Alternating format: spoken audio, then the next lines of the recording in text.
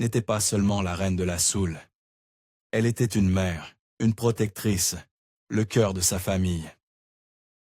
Derrière les projecteurs, ses enfants portaient un tout autre type d'héritage. Un héritage empreint d'amour, de silence et d'un profond désir de paix. Aujourd'hui, après 5 longues années, l'un de ses fils brise enfin ce silence. Avec une douleur discrète et une conviction puissante, il déclare « Je voulais simplement que les volontés de ma mère soient respectées. » Pour quelqu'un comme moi qui a grandi en écoutant Aretha et en ressentant la force dans sa voix, entendre ces mots touche différemment. C'est brut, c'est réel. Et ce qui suit a bouleversé des fans du monde entier. Si cette histoire vous touche, ne serait-ce qu'à moitié, autant qu'elle m'a touché, n'oubliez pas de liker cette vidéo et de vous abonner pour d'autres récits qui vont au-delà des gros titres. Lorsque la première bande-annonce de Respect, le biopic sur Aretha Franklin avec Jennifer Hudson, a été dévoilée, une énergie électrique a immédiatement envahi l'air. Jennifer, avec sa voix puissante et sa présence indéniable, n'a pas simplement incarné Aretha. Elle est devenue Aretha. Et pour beaucoup d'entre nous qui avons suivi le parcours d'Aretha pendant des années, cela ressemblait à l'hommage qu'elle méritait vraiment. Mais en coulisses, tout le monde n'applaudissait pas. En réalité, l'une des voix les plus critiques venait de l'intérieur même de la famille Franklin.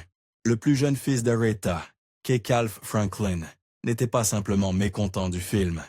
Il appelait carrément à le boycotter. Il considérait que le film, tout comme la biographie de 2019 intitulée The Queen Next Door, Aretha Franklin, An Intimate Portrait, avait franchi une ligne rouge. Et dans une publication enflammée sur Facebook, il a tout exposé.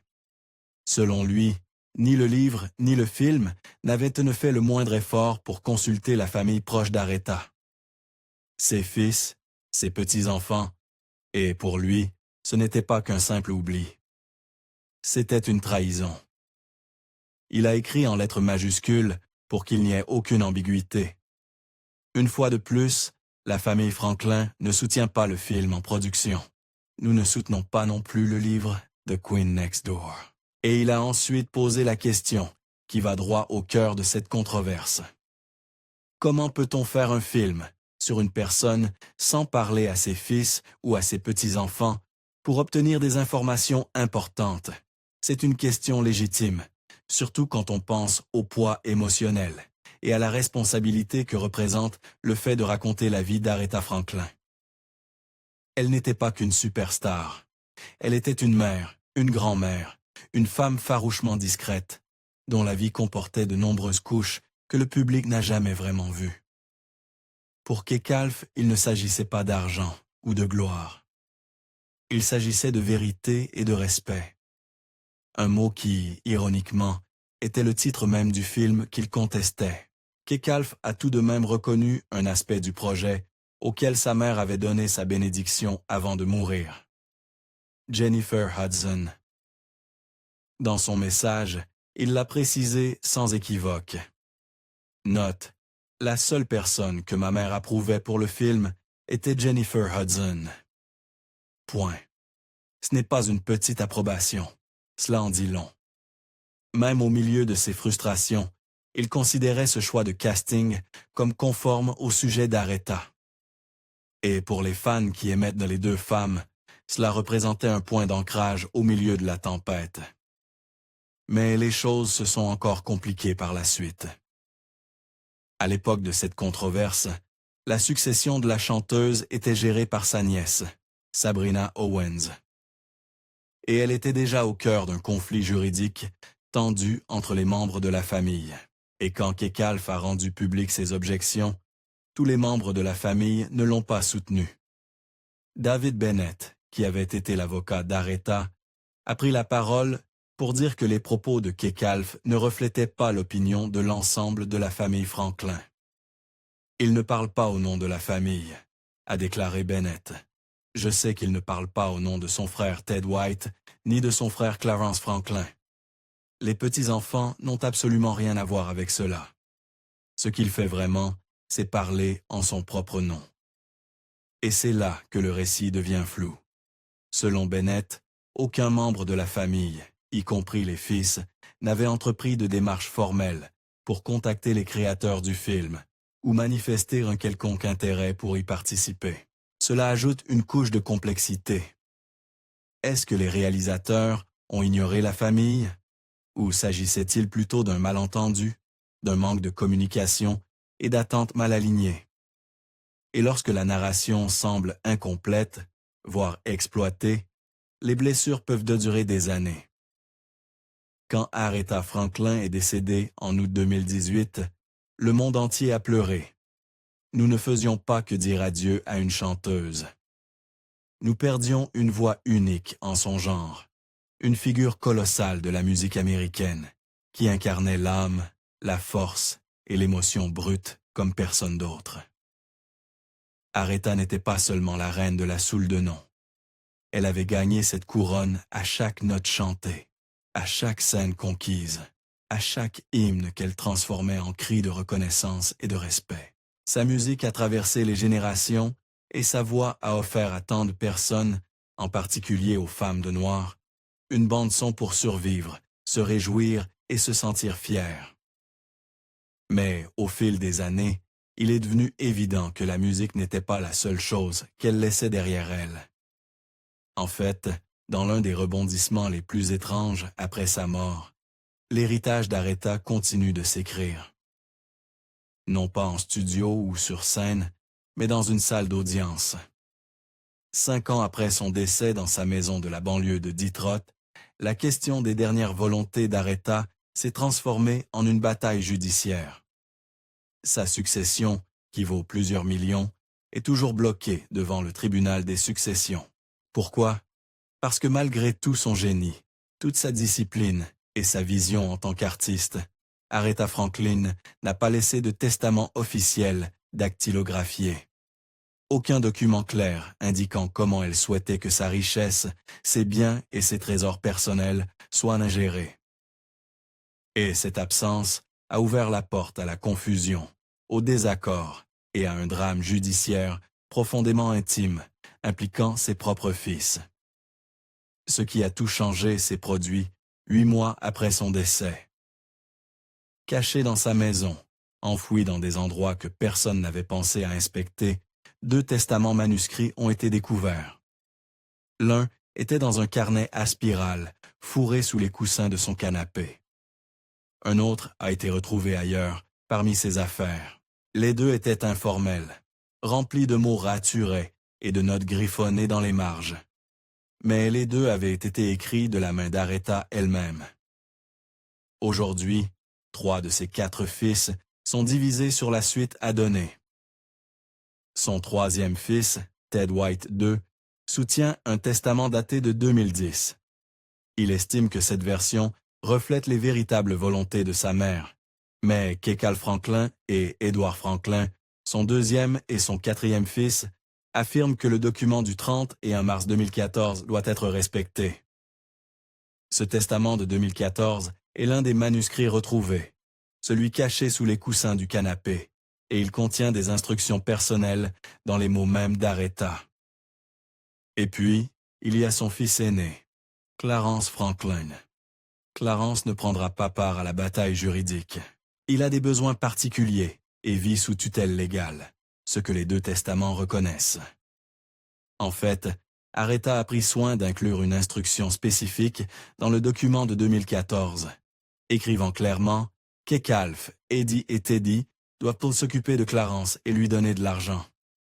C'est l'une des lignes les plus intimes de toute cette affaire, un rappel que derrière la célébrité et les manteaux de fourrure, Aretha était avant tout une mère, cherchant encore à prendre soin de ses enfants, même après sa mort. Dans certains endroits, des testaments manuscrits comme ceux-ci pourraient de même pas être recevables légalement.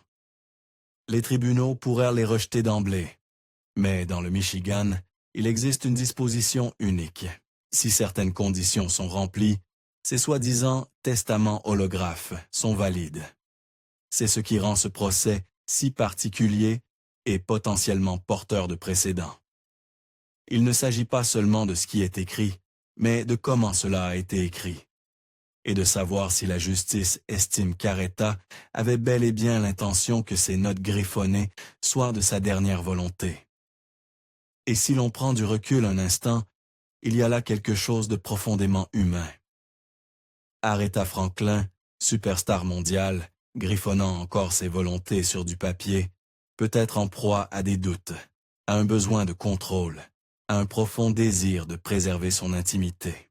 Et ceux qui l'aimaient se retrouvent aujourd'hui à devoir interpréter non seulement les mots qu'elle a laissés, mais aussi la femme elle-même.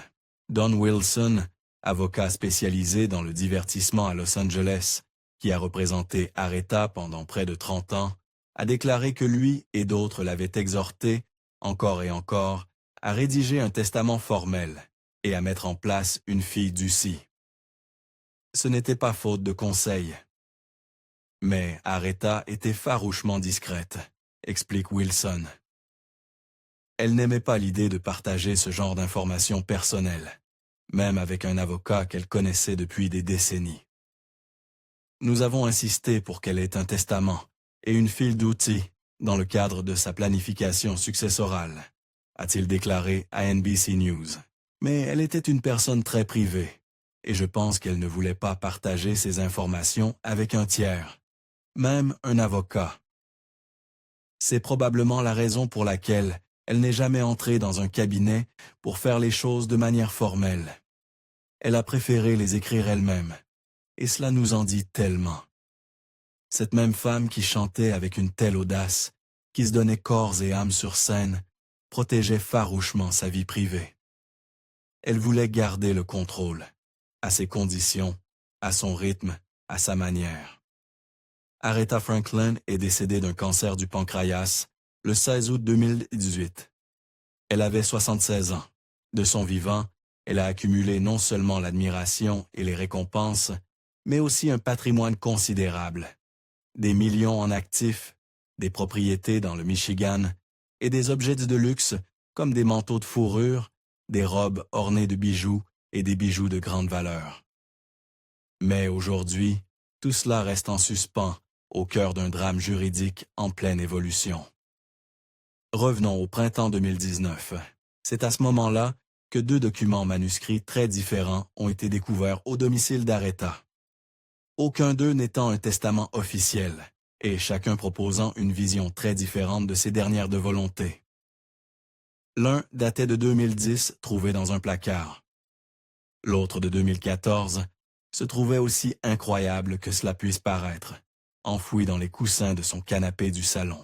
Prenez une seconde pour y penser. Une femme dont la musique a ému le monde entier a laissé son testament final dans un cahier spirale sous un coussin de canapé. C'est presque surréaliste. Et pourtant, c'est exactement là que les choses deviennent sérieuses. Les 2 documents s'accordent sur un point.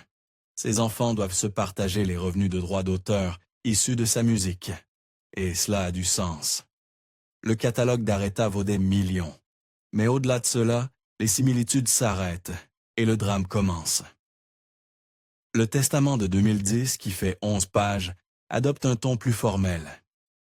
Il désigne son 3e fils, Ted White II, et sa nièce, Sabrina Owens, comme co-exécuteurs de la succession. Il prévoit aussi une condition assez stricte. Kecalf et Edward, ses 2e et 4e fils, devront suivre des cours de commerce et obtenir un certificat ou un diplôme avant de pouvoir pleinement bénéficier de l'héritage. C'est le genre de clause qui suggère qu'Aretha pensait à long terme, pas seulement à transmettre sa richesse, mais à s'assurer que ses fils aient les outils nécessaires pour la gérer. C'est typique d'Aretha. Elle a toujours été une femme qui valorisait l'excellence, la préparation et le respect, surtout en affaires. Mais le document de 2014, c'est un tout autre ton. Seulement 4 pages, beaucoup moins structurées. Il raye les noms de Ted et Sabrina. À la place, il place Kecalf Franklin en charge de la succession. Il n'y a fait aucune mention de cours ou de diplôme. Et dans une touche profondément personnelle, il précise aussi que Kecalf devrait hériter de sa résidence principale à Bloomfield Hills, une banlieue cossue et sécurisée de Detroit. Ce n'est pas un petit héritage. Et cela marque un changement dans la pensée d'Aretha, peut-être une confiance croissante envers son fils cadet, ou alors un différend avec Ted et Sabrina que les marges du document ne révèlent pas. Il est important de noter que Sabrina Owens, qui avait été initialement désignée pour gérer la succession, a en réalité démissionné en 2020. Elle a évoqué les tensions croissantes entre les frères Franklin. On peut imaginer la pression qu'elle a dû ressentir, tiraillée entre loyauté familiale et devoir public, essayant d'honorer l'héritage d'Aretha alors que ses propres proches se disputaient le sens même de cet héritage. L'équipe juridique de Ted White, dirigée par l'avocat Kurt A. Olson, n'a pas pris l'affaire à la légère. Olson affirme que, malgré la nouveauté du testament de 2014, seul le document de 2010 a été notarié. Et cela compte, au moins symboliquement, sinon légalement. Olson essaie même allé jusqu'à dire que si le testament de 2014 était réellement destiné à être la parole finale d'Aretha, il y aurait mis plus de soin. Il y aurait eu plus de précautions que de le mettre dans un cahier spirale, sous un coussin de canapé, a-t-il écrit. C'est une remarque tranchante et qui touche au cœur de cette affaire. Que vaut une dernière volonté lorsqu'elle est griffonnée dans les marges sans témoin et cachée dans un meuble du salon? Et pourtant, si l'on lit attentivement les deux documents, quelque chose de plus profond émerge. Quelque chose qui nous montre une facette d'Aretha souvent négligée. C'était une femme profondément consciente de sa place dans l'histoire. Elle a écrit à propos de ses robes, ses tenues iconiques, couvertes de ce qu'elle portait lors de performances légendaires. Dans la note de 2014, elle suggère même qu'elle pourrait être mise aux enchères chez Sotheby's à New York, ou donnée au Smithsonian à Washington. Pensez-y, même en écrivant depuis l'intimité de son foyer, Aretha pensait à son héritage culturel, à la façon dont sa vie pourrait être préservée, non seulement par sa famille, mais par le monde. Le procès est supervisé par la juge Jennifer S. Callaghan du tribunal successoral du comté des Oakland. Elle siège depuis 2016 et se retrouve désormais à la tête de l'une des affaires de succession les plus médiatisées de ces dernières années. Mais ce genre de drame judiciaire n'est pas nouveau dans l'univers des légendes musicales. La succession de James Brown, par exemple, a été embourbée pendant des années entre problèmes de succession, batailles de droits d'auteur et conflits familiaux après sa mort en 2006. Ces héritages non résolus semblent tenter l'industrie musicale plus souvent qu'ils ne le devraient. Ce qui rend le cas d'Aretha particulièrement tragique, c'est à quel point il aurait pu être évité. Elle a eu des décennies pour planifier. Elle avait accès à des conseils juridiques. Les personnes autour d'elle, y compris son avocat de longue date, Don Wilson, l'ont sans cesse encouragée à formaliser ses volontés. Mais elle résistait, non par négligence, mais par un profond, presque obstiné, sens de la vie privée. Elle ne voulait tout simplement pas partager les détails intimes de sa succession avec quiconque, même pas avec un avocat de confiance. Et finalement, elle a géré ça de la seule manière qui lui convenait. En l'écrivant elle-même, seule, avec ses propres mots, « Aujourd'hui, enfin, nous atteignons un tournant ». Un juge du Michigan a rendu une décision qui règle enfin la question qui planait sur son héritage. Laquelle de ces testaments manuscrits doit être respectée? Tout se résume à un bout de papier, enfin, pas n'importe quel papier, mais un testament manuscrit daté de 2014, griffonné dans l'écriture inimitable d'Aretha et retrouvé dans l'un des endroits les plus inattendus, coincé entre les coussins de son canapé. Ce document a désormais été déclaré valide, ouvrant un nouveau chapitre pour sa famille. Son fils, Kekal Franklin, héritera de la propriété de Bloomfield Hills, une maison de luxe qui était estimée à 1,1 million de dollars en 2018 et qui a probablement pris de la valeur depuis. Un des avocats impliqués dans l'affaire l'a même qualifié de joyau de la couronne, de sa succession pendant le procès. Et on comprend facilement pourquoi. Bloomfield Hills est un quartier où l'argent ancien rencontre un prestige discret. Et Aretha, de son vivant, avait indéniablement gagné chaque mètre carré. Cette décision ne s'est cependant pas faite sans peine. Un autre de ses fils, Ted White, II, croyait depuis longtemps que le testament de 2010, trouvé plus tôt et géré de façon plus formelle, aurait dû prévaloir. Ce document lui aurait donné plus de contrôle sur la succession. À la place, il doit maintenant recevoir une maison à Détroit. Mais là encore, la situation est compliquée. La maison a été vendue par la succession pour 300 000 $ avant même que le différend sur le testament applicable n'apparaisse. Et maintenant, de façon compréhensible, Ted réclame le produit de cette vente. Charles McKelvey, l'avocat de Kecal Franklin, l'a reconnu mardi. C'est un autre exemple de la profondeur de la confusion et des émotions auxquelles la famille a dû faire face pour en arriver là. Par ailleurs, Edward Franklin, un autre fils d'Aretha, s'est vu attribuer une propriété à Bloomfield Township. Quant au reste de ses biens, les royalties, les droits d'auteur, les objets personnels si riches en histoire, ils seront partagés entre ses héritiers par le conservateur de la succession. Et oui, cela inclut la responsabilité de prendre soin du fils aîné d'Aretha, Clarence Franklin, qui vit sous tutelle légale. Les 2 testaments manuscrits ont clairement exprimé cette intention. Clarence doit être prise en charge. C'est peut-être l'une des rares choses qui sont restées stables et cohérentes dans tous ces documents. L'amour d'Aretha pour ses enfants. Mais il y a aussi une histoire plus profonde que l'avocat spécialisé en planification successorale, Mark Frankel, a bien mis en perspective. Il a dit quelque chose qui m'a vraiment marqué. Aretha ne s'attendait pas à ce qu'il y ait 5 ans de litige entre ses 4 fils pour déterminer lequel de ses testaments était le bon. Et c'est là toute la tristesse. Aretha Franklin, incarnation même de la force, de l'indépendance et de l'âme, a laissé derrière elle une famille incertaine sur la manière d'exécuter ses dernières 2 volontés, parce que celles-ci n'étaient même pas formellement sécurisées. Elle les a écrites, oui, mais pas dans un bureau d'avocat, pas avec des signatures ni des témoins.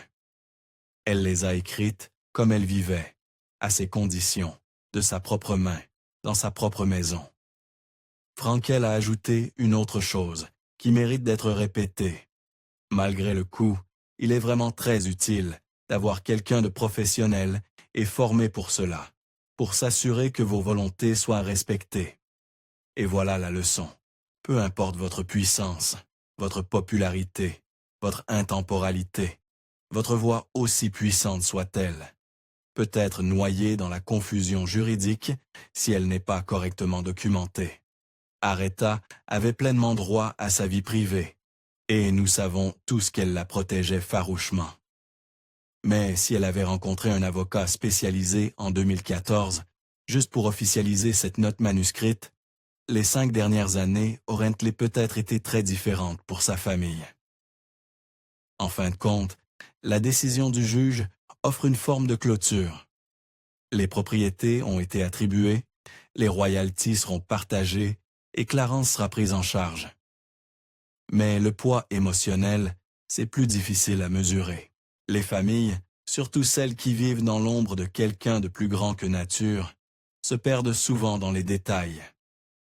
Et parfois, ces détails peuvent être les diviser. Aretha Franklin était sans aucun doute la reine de la soul, mais si vous la connaissiez bien, vous saviez aussi qu'elle était la reine du secret, surtout en ce qui concerne sa vie personnelle. Même ses proches n'étaient pas toujours au courant de ce qui se passait réellement en coulisses. Son biographe, David Ritz, l'a parfaitement résumé dans une interview accordée à Pupil en 2018. Il a dit « Elle n'est pas atypique dans sa vie privée, elle est juste extrême. » Et quand il a décrit sa stratégie émotionnelle comme une forme d'idéalisation, il pointait quelque chose de très réel. Aretha avait traversé assez d'épreuves et de pressions pour plusieurs vies. Et en choisissant de voir son monde à travers une lentille plus polie et contrôlée, elle s'est donné la distance nécessaire pour survivre. C'était son armure. Maintenant, si Aretha ne parlait pas beaucoup de ses fils en public, cela ne voulait pas dire qu'il n'était pas au centre de sa vie. Il l'était absolument. Son parcours de mère a commencé alors qu'elle n'était elle-même qu'une enfant, à peine préadolescente, quand elle a donné naissance à son premier fils, Clarence Franklin. Des années plus tard, elle confiait à Ebony Magazine en 1995. Je voulais encore sortir et traîner avec mes amis. Je voulais être à deux endroits en même temps. Et ce sentiment honnête et partagé, c'est celui que beaucoup de jeunes mères comprennent. Heureusement, Aretha avait un cercle proche, sa grand-mère, sa sœur, sa cousine, qui l'aidaient en gardant ses enfants pour qu'elle puisse encore vivre un peu de sa jeunesse. Elle a eu son deuxième fils, Edward Franklin, quelques années plus tard. Et à 19 ans, Aretha s'est mariée avec le manager musical Ted White. Ce mariage lui a donné un troisième fils, Ted White Jr., né en 1964. Leur relation n'a pas duré. Ils ont divorcé en 1969. Et peu après, en 1970, Aretha a eu son plus jeune fils, Kecalf Cunningham, avec son alors directeur de tournée, Ken Cunningham. Chacun de ces garçons a grandi dans l'ombre de la grandeur, mais aussi derrière le lourd rideau de la vie privée, farouchement protégés de leur mère. On ne les trouve pas souvent dans les gros titres, mais leur présence était toujours là, discrète, constante, profondément liée à la femme qu'ils appelaient maman. Lorsqu'Aretha est décédée d'un cancer du pancréas le 16 août 1918, à l'âge de 76 ans, le chagrin ressenti par sa famille fut immense, et pour une fois entièrement public. Ses 4 fils, habituellement si discrets eux-mêmes, ont pris la parole pour livrer un message sincère, chargé de l'émotion de leur perte. Nous avons perdu la matriarche et le pilier de notre famille. Ont-ils déclaré, l'amour qu'elle portait à ses enfants, petits-enfants, nièces, neveux et cousins, était sans limite. C'était l'un de ces rares instants où l'on pouvait ressentir la vérité de leurs mots. Ce n'était pas une façade. C'était brut, c'était réel. Et après des années de bataille autour de la succession d'Aretha, cette émotion est réapparue, cette fois dans une salle d'audience après le verdict final. Selon l'Associated Press, ses petits-enfants se sont précipités pour étreindre Kecalf et Edward. Cette image, elle en dit long, sans qu'un seul mot soit prononcé. Après 5 longues années d'incertitude, de désaccord et de complexité juridique, la famille a enfin pu souffler ensemble. Kecalf, debout là, dans le calme qui a suivi, a résumé ce que beaucoup pensaient. « Je suis très, très heureux », a-t-il dit. « Je voulais simplement que les volontés de ma mère soient respectées.